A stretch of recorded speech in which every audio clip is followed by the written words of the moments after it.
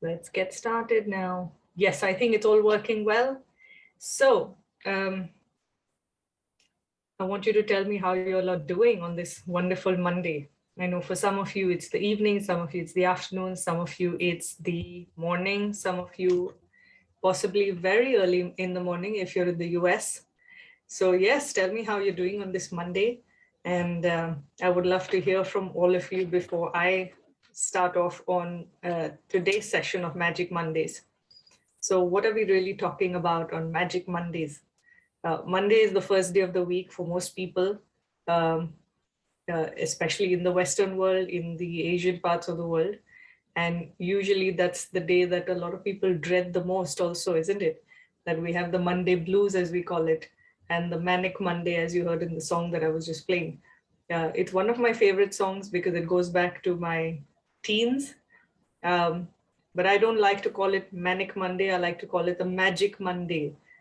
So the magic is from the fact that you start your week really well, and that's how the magic unfolds. So lots of different elements to talk about from the point of creating that magic for yourself. But the point that I want to address today is what I call eating the frog. Has anybody heard that term? If you have, then let me know what it means or what you understand of it. And what does it mean for you to eat the frog? It's a very interesting term that is used by a lot of psychologists. And if you don't know what it means, it basically means, let's actually break it down in reality. What would it mean? So what would it feel like if you really had to eat a frog? What would it feel like for you if you really ate a frog? I'm a selective meat eater, but I don't eat frogs. I've never tasted them. I've never tried them. I know they're a big delicacy in some parts of the world, but never had them. So if you imagine that you had to eat one, what would that be like for you?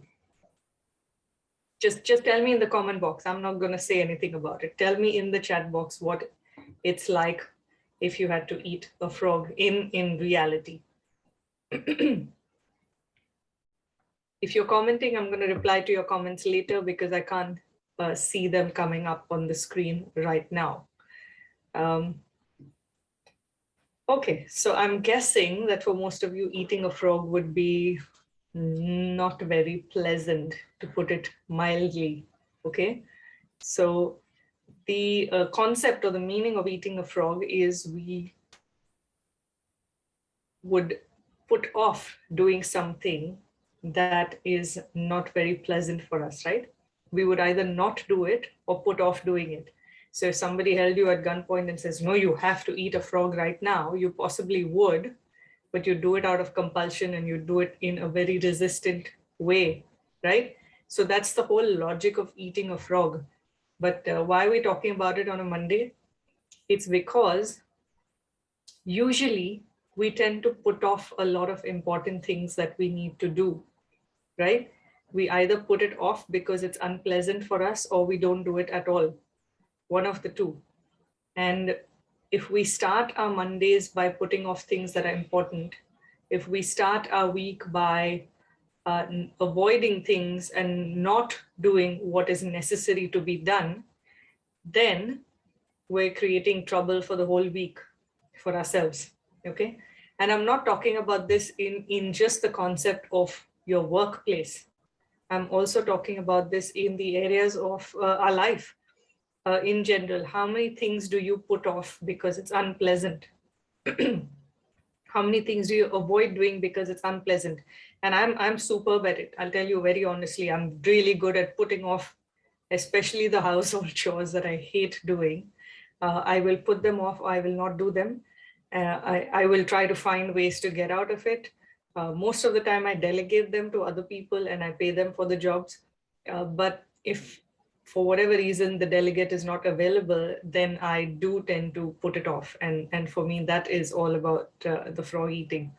But the context in which we're addressing this is other than just your work, you know, other than doing jobs in your workplace, or tasks in your workplace that you dislike doing or that bother you. It could be that they bother you because the boss is a terror.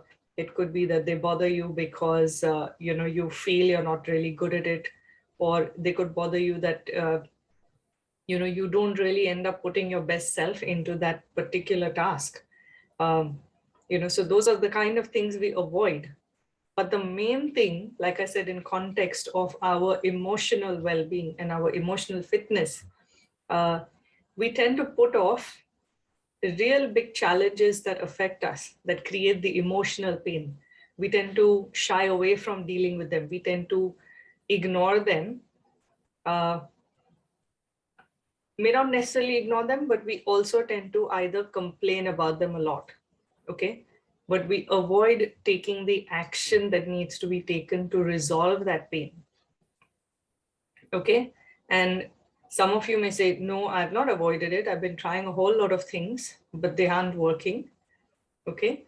But the predominant thing is we avoid taking the right kind of action. We avoid, at an unconscious level, your mind, your brain, your heart, your body knows what is required to be done. And at an unconscious or a subconscious level, you also know what is required to be done, but we put it off. Okay. And the reason that it is being put off is because at some level, that resolving it is going to be painful. It's like one of those things. It's like when my son sometimes falls. Last year, he had a lot of these consistent episodes of falling and hurting himself. But the point is, he fell and he would graze his knee, and there'd be this huge wound.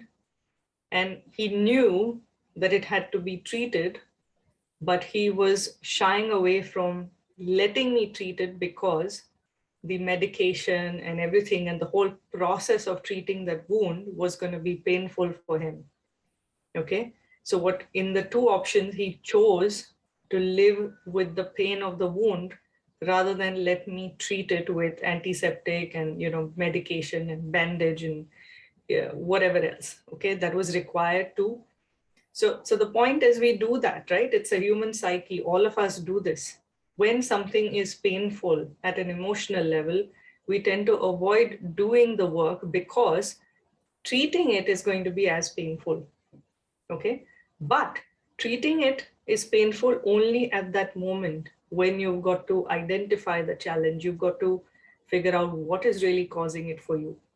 Okay. So the point is that at that moment, it might feel painful, but in the long run, you know that you've gotten rid of that particular emotional problem and that emotional pain, and you are starting to thrive in your life. Okay. So the important thing is, I want to ask you the question, are you going to eat that frog? Are you going to eat that frog, which I know is slimy, uncomfortable, not so good? Or are you going to keep putting it off? Which one are you going to choose to do? And I want you to tell me today, because it's the start of the week. And if you say that I'm going to put it off, then you know what your week is going to look like.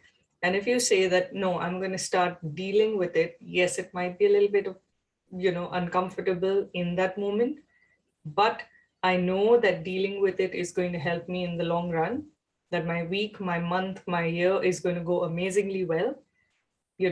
So I'm ready to eat that frog. So tell me in the chat box, tell me in the comment box, whatever it is that you think you are going to do.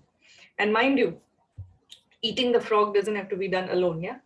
You don't have to eat the frog by yourself. You don't have to lock yourself in your room in one corner where no one is looking, etc. And you say, okay, now I'm going to start eating that frog in that, and feel like horrible by myself.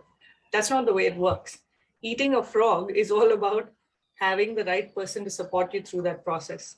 Okay. So I know I'm going a bit metaphorical, but you have to have somebody to support you through that process. Okay. If I use my son's example again, yes, he's capable enough of treating that wound by himself. He knows what he needs to do if he's hurt. He knows how to first aid it. But the point is, having somebody else while it's being first aided, it just helps him to, feel a little less of the torture, the emotional side of having had a wound and fallen and hurt himself. Okay, so that is a difference. I think as human beings, we are all capable of doing things on our own. Our unconscious mind knows what you need and it will always support you to have it.